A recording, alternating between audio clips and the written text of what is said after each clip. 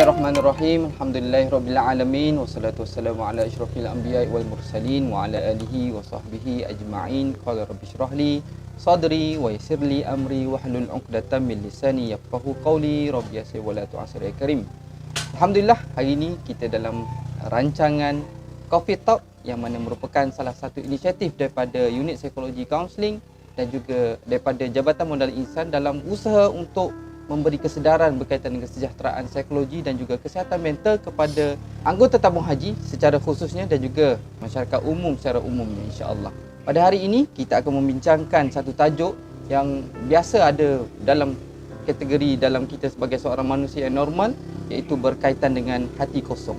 Dan juga kita menjemput salah seorang pakar ataupun pengamal dalam bidang psikologi dan kaunseling ini dan juga kesihatan mental, yang mana kita bawa pada hari ini penceramah ataupun jemputan kita, iaitu Cik Muhammad Mustaqim bin Asmuji. Okey, apa khabar Cik Mustaqim? Alhamdulillah sihat. Saudara Hanif ya? Ya, betul. Apa cerita kita pagi ni? Alhamdulillah. Alhamdulillah. Saya ni kalau boleh yang saya tahulah, Cik Mustaqim ni juga selesa dipanggil sebagai Cik Kim. Ya betul, Cik Kim je. So sepanjang sesi ni boleh tak kita saya bahasakan Cik Kim sebagai boleh, tak ada lebih masalah. Mesra, kan? Lebih mesra. Alhamdulillah. Cik Kim. Alhamdulillah. Gitu. So Coffee Talk hari ni kita akan kita menjemput Cik Kim sebagai tetamu jemputan untuk mengupas satu tajuk yang kita kira sebagai satu perkara yang normal dalam kehidupan kita pada hari ini, iaitu berkaitan dengan mengendali hati yang kosong. So pada hari ini panel jemputan akan mengupas beberapa perkara berkaitan dengan hati kosong ini tu. Okey Cik Kim, sihat ya? Alhamdulillah sihat. Lupa pula nak mula kan. So hari ini untuk pengetahuan semua juga, kita membuat rakaman ini di Mental Health Wellness Center Ecotourism, iaitu di Jeram ya, Jeram. Cik Kim? Ya, Jeram ya, Jeram. di Selangor lah. Ya. Kampung Bukit Hijau, Selangor. Kampung Bukit Hijau, Selangor. So cantik. InsyaAllah kita akan cover selepas ini beberapa tempat yang menarik. Mungkin tuan-tuan, puan-puan boleh juga melawat ke tempat ini pada masa akan datang, insya-Allah. Okey, kita berbalik kepada tajuk yang kita nak bincangkan hari ini, iaitu berkaitan dengan hati, mengendalikan hati yang kosong. Okey, soalan pertama Cik Kim. Ya, silakan. Kenapa ada orang hatinya yang kosong ni Cik Kim? Soalan bagus daripada saudara Hanif. Ya, terima kasih Cik Kim. Ramai orang hari ni hatinya ada yang kosong. Seperti lagu Najwa kan? Najwa lah kosong kan? So para pendengar, penonton yang mati Allah sekalian, mengapa ada orang hatinya sangat-sangat kosong? Mari kita tengok dekat whiteboard dekat depan. Nyambil-nyambil tu ada yang tengah minum, tengah makan, kita bersama kat sini. Antara faktor dan penyebab mengapa ramai orang hatinya kosong ya Hanif ya, antara salah satu penyebab yang dikesan adalah jauh dari agama. Jauh daripada agama. Jauh dari agama. Jauh dari agama. Sebab tu ramai orang menghadapi hati yang kosong, dia galau, rasa duduk sorang-sorang. Sebenarnya kalau hati yang kosong ni, para pendengar yang mati Allah sekalian, para penonton yang mati Allah sekalian, orang yang ada hati kosong ni kebanyakannya orang yang mengalami apa Hanif agaknya? Tak ada tentu hidup. Tak tentu hidup, tak tentu arah. Lagi dia mengalami yang disebut sebagai kemurungan. Kemurungan. Orang yang murung ni memang ada penyakit yang disebut sebagai hati yang kosong. Dia kata, tak tahulah Cik Kim nak jadi apa, saya hati saya kosong, tak tahu nak blur. Bila kita korek, antaranya jauh dari agama. Sebab bila seseorang itu berada dalam keadaan mental emosi yang tak keruan, ya Hanif ya. So, dia akan jauh daripada agama, malah mempersoal, kenapa aku yang kena depresi ni? Kenapa aku kena? Orang lain tak kena ke? Persoalannya. Nombor 2, kurang-kurang kita letak kat sini 3. Okay. Nombor 1 jauh dari agama. Okay. Nombor 2 kurang bersyukur. Ni banyak saya jumpa ni. Bab kurang bersyukur. Kurang bersyukur. Ada tangan ada kaki, masih lagi dia anggap diri dia tak seperti orang lain. So membezakan pasal apa aku kena penyakit-penyakit hati kosong ni, orang lain tak kena. Padahal kepada para pendengar yang mata Allah sekalian, ya Hanif ya, orang yang kena hati yang kosong, okey, dia hati kosong, sepatutnya harus bersyukur. Contoh ya Allah Tuhan, terima kasih ya Allah kerana Engkau bagi hati aku kosong. Kerana hati kosong inilah membolehkan aku isi balik hati yang kosong. Tapi Hanif, dengan para pendengar yang Allah sekalian, penonton sekalian, berapa ramai yang akan bercakap dengan nada begitu? Tak ramai. Tak ramai lah. Tak ramai ni. Jadi kurang bersyukur. Seharusnya bila terkena hati yang kosong ke, rasa galau ke, rasa anxiety ke, rasa kemurungan ke, harus bersyukur sebab tak ramai orang dapat emosi. Tak ramai. Jadi bila tak ramai tu harus bersyukur. Tapi kesian kepada orang yang hati kosong. Nombor 2, kurang bersyukur. Dan nombor 3, okey, ini dia selalu besarkan apa? Kegagalan dalam hidup dia. Kegagalan dalam hidup. Maksudnya dia memberi fokus kepada benda yang negatif. Ya, dia bagi fokus pada benda yang negatif. Dia besar-besarkan kegagalan. Padahal kegagalan lalu itu adalah sebagai satu feedback aja. Bukanlah kegagalan selama-lamanya. Sebab tu Hanif ya. Para pendengar yang Allah sekalian, ada yang datang jumpa Cik Kim. Hati saya rasa kecewa, rasa kosong, rasa gagal dalam hidup, rasa tak cemerlang dalam akademik dan sebagainya. Dan dia cuba compare diri dia dengan orang lain. That's why penyakit hati kosong ni kalau tak diselesaikan, para pendengar yang Allah sekalian, Hanif ya, dia akan membawa satu penyakit yang lebih besar nanti. Apakah penyakit tu? Nanti kita akan kupas lanjut. Itu. So untuk soalan pertama Encik Kim, kenapa ada orang hati kosong ni? So ada 3 jawapannya yang dikongsikan oleh Cik Kim tadi. Yang pertama adalah jauh dari agama. So kita tahu agama itu ad-din nasihat, dan juga ad-din tu adalah cara hidup itu sendiri. So kalau dah cara hidup sendiri pun kita dah tak ada. So kosonglah, kita tak tahu apa panduannya. Sebab tu ramai kalau orang kena anxiety ke, depresi ke, di akhirnya dia rasa aku dah tak ada benda nak buat lagi dah, aku rasa tak boleh rawat dah. Puaslah aku pergi tempat macam-macam mana kan. Sebab tu ada pergi psikologi sana, kaunselor sana, tak selesai.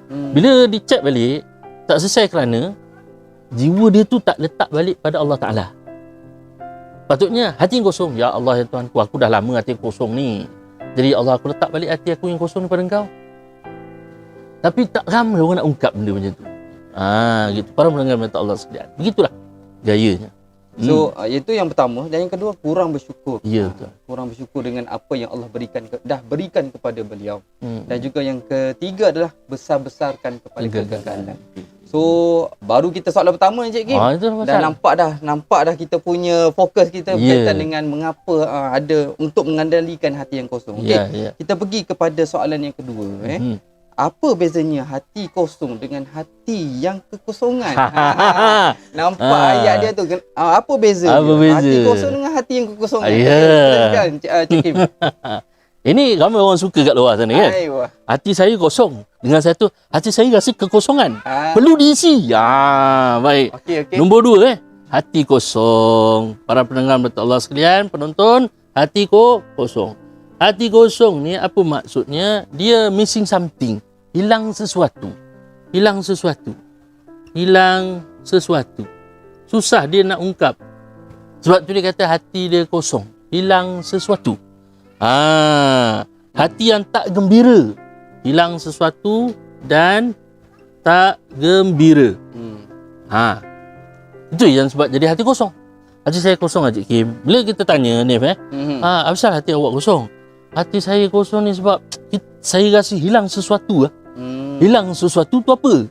Sering ditanya dalam sesi mental health forensik. Bila saya tanya kan, hilang sesuatu tentang apa? Okey, mula dia cerita hilang kegembiraan. Ni happiness ni. Happiness tu hilang. Happiness tu hilang. Para pendengar, para penonton yang minta Allah sekalian. Happiness ni kita tak boleh jual dengan jual beli dengan duit. Ada orang kata ada duit bahagia. Tapi tak boleh. Dan seterusnya kita hati kosongan. Yang ketiga, hati yang kekosongan. Yang kekosongan. Masya-Allah. Okey, kekosongan. Apa beza ni dengan para pendengar Allah sekalian? Hati yang kosong dengan hati yang kekosongan. Mana lebih parah? Mana lebih parah ni? Mana lebih parah? Saya dengar dulu apa hati yang kekosongan ni. So, hati yang kekosongan ni, ini lebih dalam daripada hati yang kosong. Hati yang kekosongan ni, hati yang tak diisi dengan apa-apa pengisian. Hati yang tak diisi oleh apa pengisian ilmu. Pengisian ilmu, okey, nilai diri, makna diri. So kalau orang tanya pada kita, para-para Allah sekalian, antara hati kosong dengan hati yang kekosongan, mana jauh lebih dalam sebenarnya? Saya rasa yang ketiga itulah, hati yang kekosongan. Hati yang kekosongan. Sebab itu bila orang sebut hati saya kosong, sebenarnya bukan hati dia kosong. Hati dia berada dalam keadaan kekosongan. Kekosongan ni lebih parah daripada kosong. Kalau kosong tu masih boleh lah, satu campur kosong masih ada, satu campur kosong 10. Tapi kalau dah campur torok barak pun tetap kosong, itu ada masalah, teman-teman yang mata Allah sekalian. Sebab dia lebih parah. Hati yang kosong dengan kekosongan, hati yang kekosongan ni lebih parah kerana hati yang tak diisi dengan apa-apa pengisian ilmu. Cuma yang diisi adalah pengisian duniawi. Wallahu a'lam bishawab. Gitu. Okey. So ada maksud yang tersirat dan penonton yang dirahmati Allah sekalian. Antara dua perkara yang kita tanyakan pada panel jemputan kita pada hari ini itu hati yang kosong dengan hati yang kekosongan. Dan pastinya hati yang kekosongan itulah yang lebih parah. Kerana tidak ada apa-apa isi pun dalam hatinya berkaitan dengan apa-apa ilmu, kefahaman, berkaitan dengan pengetahuan dan sebagainya. Okey, sambil-sambil tu Cik Kim, kita boleh minum. Siapa-siapa sidang pendengar juga, sambil-sambil kita dah nama Coffee Talk kan. So sambil-sambil lah kita minum air apa ni, kopi hari ni kopi. kita. Alhamdulillah. Okey Cik Kim silakan. Kita pergi pada mengembara lebih jauh lagi. Berkaitan dengan tajuk kita hari ini, mengendali hati yang kosong hari ini. Soalan yang ketiga, ramai orang yang putus harap, kecewa, ada yang sakit hati, ada yang berdendam, ada yang sakit hati tu sebab dikecewakan, dan akhirnya ada yang hilang pertimbangan. Ada hilang pertimbangan yang mungkin dah sampai na'udzubillah min zalik, ada cubaan untuk attempt suicide ataupun cubaan untuk membunuh diri. So hari ni Cik Kim, kita nak tanya pada Cik Kim, apa yang berlaku pada jiwa-jiwa orang yang ada perasaan, ada intention, ada perasaan untuk berasa kehidupan ni tidak berharga lagi. Okey, soalan yang bagus. Ni banyak akhir-akhir zaman ya. Akhir-akhir ni ramai orang yang berada dalam keadaan kondisi yang ketiga. Dia rasa putus harap, dia rasa kecewa.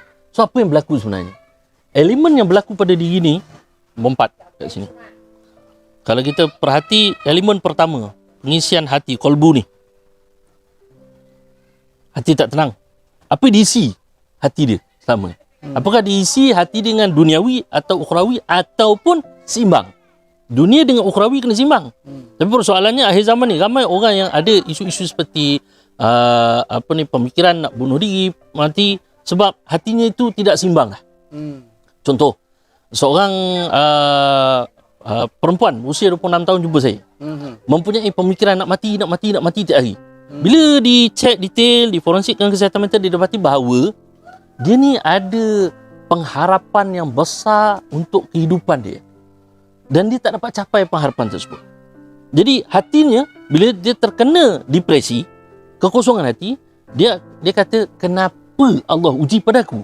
Kenapa Allah tak uji pada orang lain? Berbolak balik pada hati, kolbu ni. Kolbun. Okey. Dan dia ada kait dengan nafs, jiwa. Nafs. Pembangunan jiwa dalam diri. Bila sini tak betul, bila sini negatif, para pendengar penonton yang minta Allah sekalian, kita tak betul, macam pencarian rezeki. Kalau kita tak betul pencarian rezeki, negatif pencarian rezeki, maka jiwa kita akan jadi tak tenang. Memang tak akan tenang. Dia akan jadi negatif juga. Rasa, macam mana ni lah? Tak settle lagi hutang-hutang aku, tak settle lagi. Dan dia akan kait dengan nombor 3 berkaitan dengan fikiran. Dia kait rapat dengan fikiran. Mula kacau lah. Kalau hati ni tak selesai, hati ni bahasa mudahnya niatnya. Niat. Aku nak belajar untuk ni apa? Aku nak bekerja dekat tabung haji untuk apa? Untuk apa? Untuk siapa? Lepas tu nafs, jiwa diri kena betul. Kena letakkan dalam keadaan mutmainnah, tenang kan. Yang jadi benda tak tenang ni, nafsu manusia ni dalam keadaan amarah tu banyak. Mulut cakap lain, Hati cakap cakap lain, buat cakap lain. Terasa bikin. konflik lah. Konflik. Betul super bikin. So dia akan jejaskan pada fikiran kognitif. Dan dia akan jejaskan pada yang struktur yang seterusnya adalah emosi. Dan dia akan jejaskan pada struktur yang akhir adalah tingkah laku, behavior. Tingkah laku diri. Jadi kita cuba, para pendengar, para penonton yang mata Allah sekalian, cuba kita cek ke dalam diri kita. 5 elemen ni, 1, 2, 3, 4, 5. 5 elemen ni telah disebut oleh sarjana Muslim Al-Balqi abad yang ke-9 tentang gangguan-gangguan emosi dan mental seseorang. Dan rupanya ada rawatan khusus. Apa rawatannya? Kita tunggu Nip.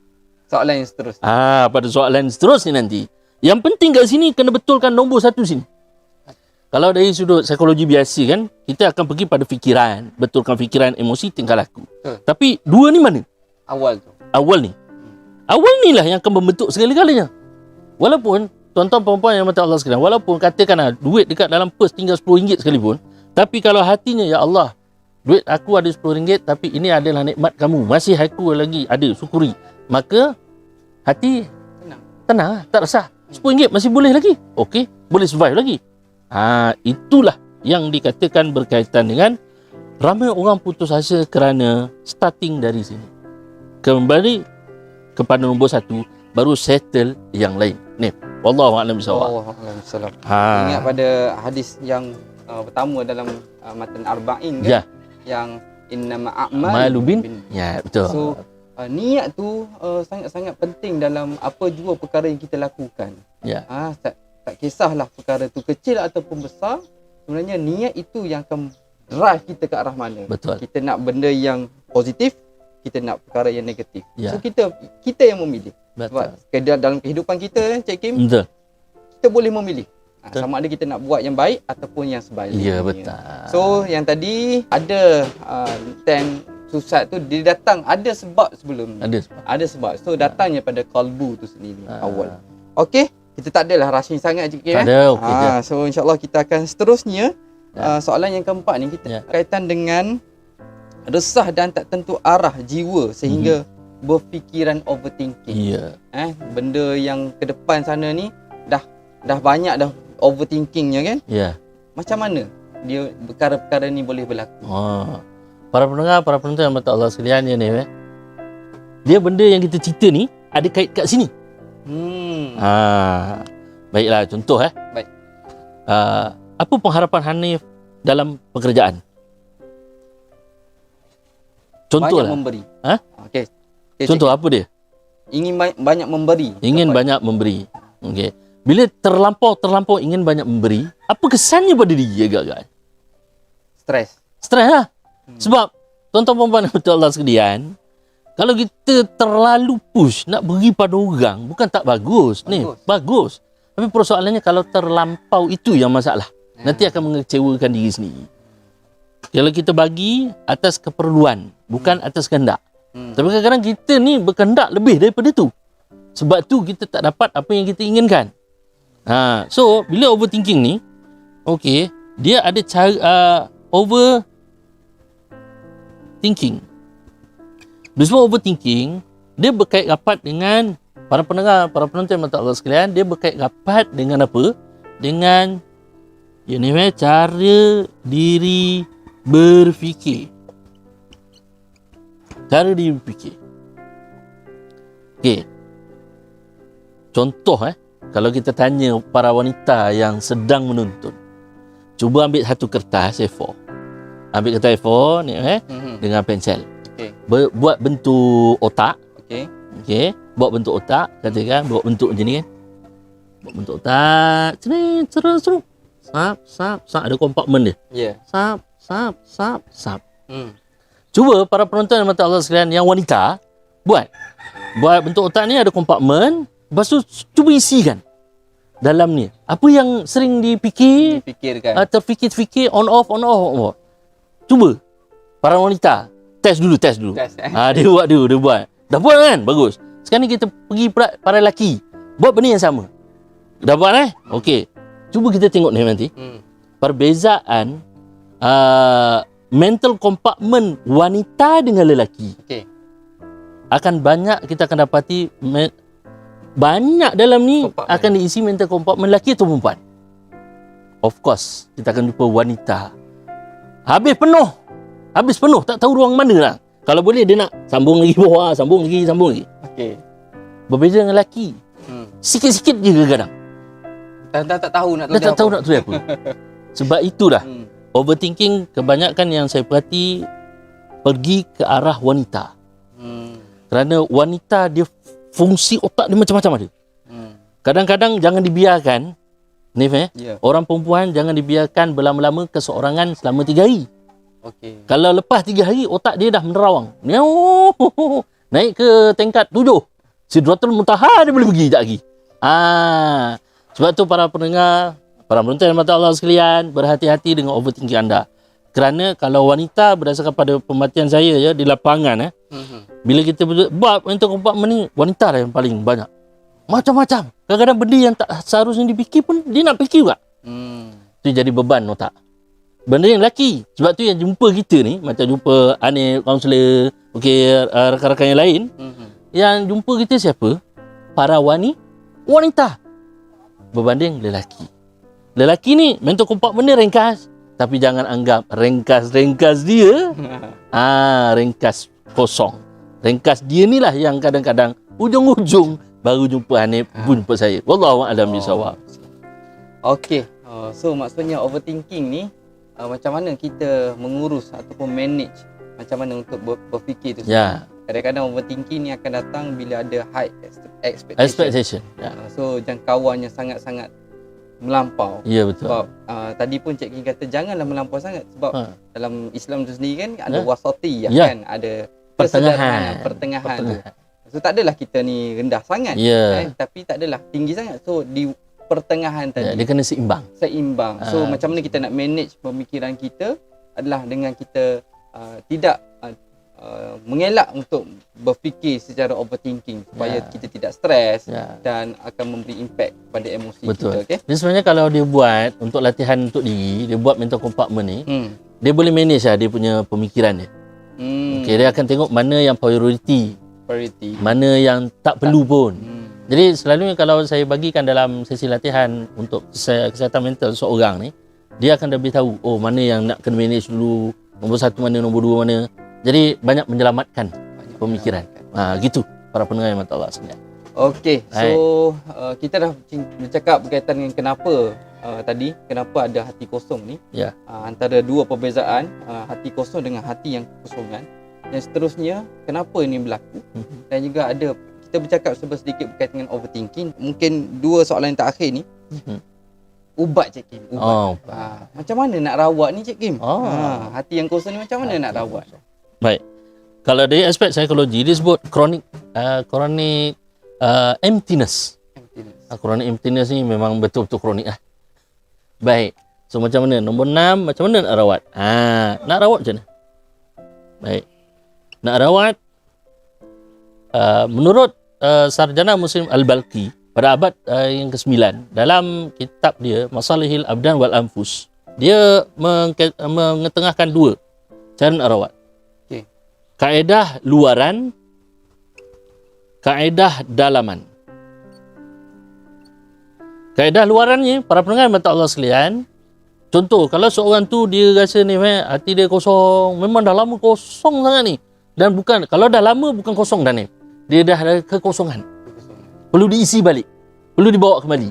Jadi kalau diisuk luaran ni, dia kena, contoh, kalau seseorang tu berada dalam keadaan dah terlampau sesak, dia punya mental emosi, sampai menghadapi kemurungan dan sebagainya, wajiblah dia bertemu dengan, kalau luaran ni, jumpa pakar. Jumpa pakar jiwa lah. Pakar jiwa. Okay. Dapatkan bantuan. Dapatkan bantuan para pendengar yang mati Allah sekalian, dapatkan bantuan daripada pakar jiwa. Kita ada psikiatris, kita ada juga kaunselor, kita juga psikologis. Okey, pada tempat tuan-tuan kita ada bahagian unit psikologi dan kaunseling kan. Jumpa mereka. Jangan malu-malu. Okey? Dan kaedah dalaman ni, yang ini ramai orang tak beri tumpuan. Dia kalau jumpa pakar psikiatris ke apa ke, dia ingat satu tempat je, lepas tu selesai dah. Ada yang sanggup pergi bomoh lagi pun ada. Kan? Masalah nak merawat jiwa yang kosong. Masya Allah. So, letak ubat sekalipun, dia rasa ubat tu dah boleh cure. Tak. Dia kena jumpa dua ni. Dua ni, dalaman ni, belajar ilmu, betulkan fikiran. Kognitif. Yang ni kena jumpa pakar. Kita ada, kalau kaunselor, psikologis, ada ilmu-ilmu membetulkan tingkah laku, perilaku dan pemikiran kognitif. Sebab tu ada terapi kognitif kan? Ya.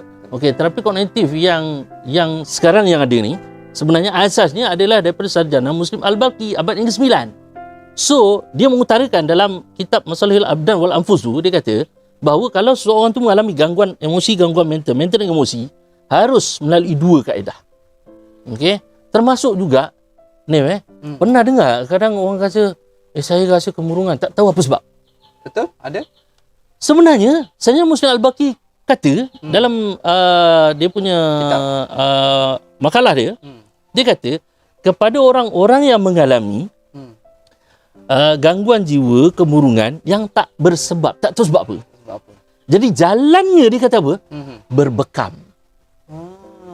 Nombor satu, bekam dulu. Bekam dulu. Kerana ada kait dengan peredaran perjalanan darah di dalam tubuh badan. Nah, sarjana kita dah sebut abad ke-9.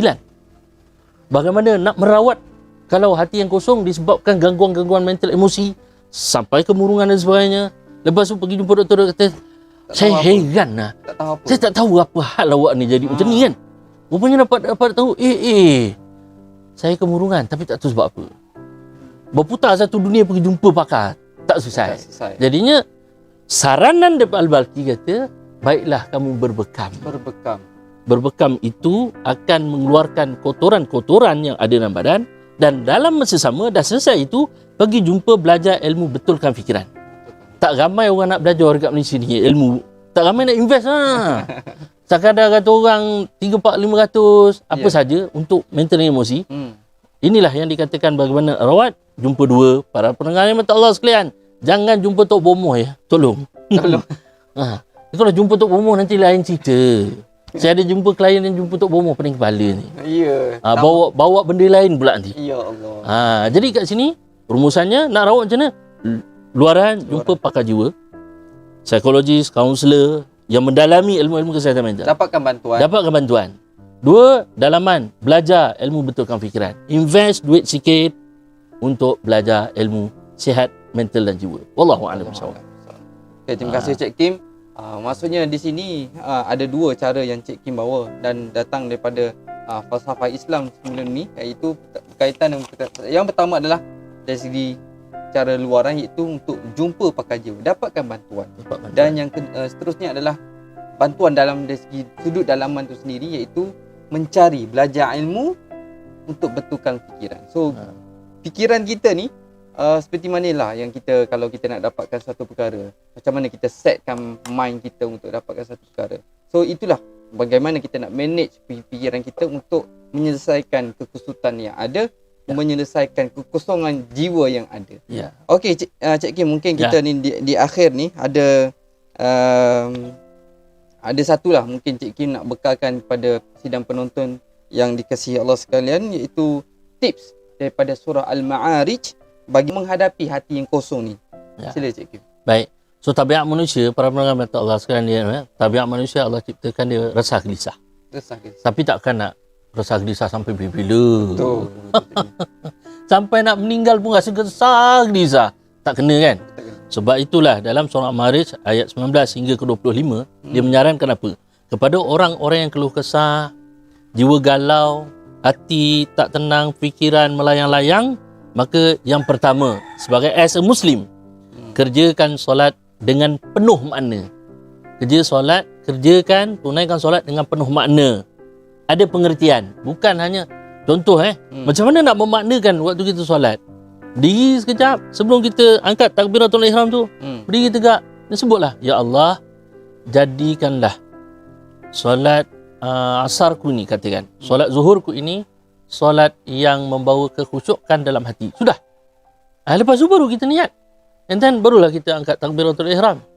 Sebab setting tu datang kat sini. Saya belajar daripada seorang, dia sebelum solat tu, Dia akan sebut ni dulu. Ya Allah, jadikanlah solat subuh ini solat yang memberikan ketenangan pada jiwaku. Dah. Dan tata cara tu meyakinkan kita bahawa bila kita kerjakan solat dengan penuh ada makna. Bukan tunggang terbalik saja, tapi ada penuh makna. Jadi kita dapat menghargai 5 waktu yang Allah bagi pada kita. Yang kedua, apa dia? Bukan hanya beri makna pada setiap apa yang kita solat, tapi kita memberikan apa dia? Pengertian bahawa istiqamah berterusan menunaikan solat 5 waktu. Berterusan istiqamah. Tambah dengan solat-solat sunat yang lain. Antara yang saya ingat lagi Hanif ya. Yep. Seorang tok guru saya kata, saya tanya, tuan guru, dia memang pakar qiyamul lail. Suruh Malaysia ni pergi ke qiyam. Bayangkan, besok dia nak ke Perak. Hari ni dekat sini. Dia boleh sampai Perak, sharp masa untuk kendalikan qiyam kat sana. Qiyam. Masya Allah. Saya tanya, tuan guru macam mana boleh sampai gini? Dia kata, berikan makna setiap solat malam yang kamu bagi. Dan pengaturan masa, walau sibuk macam mana pun, Allah akan sharp. Saya akan tepat sampai. Kalau 4.30 dekat tempat tu, walau jauh, tepat 4.30. Luar biasa. Luar biasa. Luar biasa. Dan saya tanya lagi, apa amalan paling mudah lah? Contoh, kalau kita nak qiyam, payah berat sangat kan? Yalah. Amalan paling mudah, selawat Fatih. Allahumma salli ala Sayyidina Muhammadin al-Fatih lima uliqa wal khatim lima sabaq nasiril haqqa bil haqq wal hadi ila siratikal mustaqim wa ala alihi wa sahbihi haqqa qadrihi wa miqdarihil azim. Amalkan lah. Tak dapat amal 1000 ucapan pun, 1000 zikir itu, selawat itu, dapat 30 pun cukup lah satu hari. Sebab dia akan membuka saluran-saluran yang kita sempit. Saluran ni sempit ni, kolbu sempit, nafs, jiwa sempit, fikiran sempit, emosi sempit, tingkah laku sempit. Jadi macam nak lapangkan. So, panduan yang ketiga, dalam surah Maryam disebut, infak, bantu orang sebaik yang mungkin. Baik, teringat hadis Nabi yang diriwayatkan dalam Muslim. Disebut apa? Sesiapa yang membebaskan seorang dari kesusahan, maka Allah akan bebaskan diri dia daripada kesusahan dunia dan akhirat. Saya pegang satu benda je. Para pendengar, para penonton mata Allah sekalian, sahabat-sahabat yang berada di tabung haji, dengan satu perkara je, mudahkan urusan kehidupan kita. InsyaAllah Allah mudahkan juga kehidupan urusan orang-orang lain. Kita settlekan urusan orang, Allah akan mudahkan urusan kita. Amin. Dekat dunia dan akhirat. Wallahu a'lam bishawab. So daripada surah Al-Ma'arij ayat 19 ke 25 tadi, Cik Kim bawakan kepada kita satu pengembaraan, satu makna kepada kita macam mana untuk kita mengendalikan hati yang kosong. Yang itu yang pertama tadi, mengerjakan solat, bukan saja mengerjakan solat yang kita dah biasa buat ni, tapi dengan penuh makna. Tadi Cik Kim ada nyatakan satu contoh, sebelum niat untuk buat solat itu sebut, dah set mind dalam fikiran kita bahawasanya berilah solat itu satu yang bermakna, mencapai kebahagiaan ataupun apa-apa perkara yang tuan-puan inginkan. Dan yang seterusnya adalah istiqamah dalam melaksanakan kebaikan tadi dalam solat 5 waktu. Dan juga yang seterusnya adalah infak, bantu orang lain sebaik mungkin. Yang mana Cik Kim sebutkan tadi, apabila kita melapangkan urusan orang lain, insya-Allah Allah akan banyak lagi melapangkan kehidupan kita, urusan kita, insya-Allah. So Cik Kim, kita mungkin di penghujung rakaman ini, rancangan ini, Coffee Talk pada kali ini yang kita membicarakan berkaitan dengan mengendalikan hati yang kosong. Ramai yang ada hati kosong ni, dan juga ramai juga Cik Kim ada hati yang kekosongan ni. So mungkin perkara-perkara yang kita dah bincangkan hari ini memberi makna ataupun memberi pengetahuan yang berguna kepada kita semua untuk kita mengendalikan hati yang kosong. InsyaAllah saya kira itu saja untuk perbincangan Coffee Talk kita pada hari ini. Ataupun Cik Kim ada sepatah dua kata di akhir sesi ni? Di akhir sesinya, kepada para pendengar, para penonton yang mata Allah sekalian, sekiranya dalam hati rasa lain macam, dalam fikiran rasa lain macam, jumpa pakar untuk dibantu. Untuk maksud apa? Untuk anda dapat sesuatu yang bermakna. Sebab kalau tak jumpa pakar yang betul, macam Hanif, kaunselor, sahabat-sahabat yang lain dekat Tamu Haji ada kaunselor, kalau tak jumpa orang yang pakar betul-betul, dia tak dapat bantu. Dan yang paling penting, bantu diri untuk membebaskan belenggu emosi anda. Wallahu a'lam bishawab. Alhamdulillah.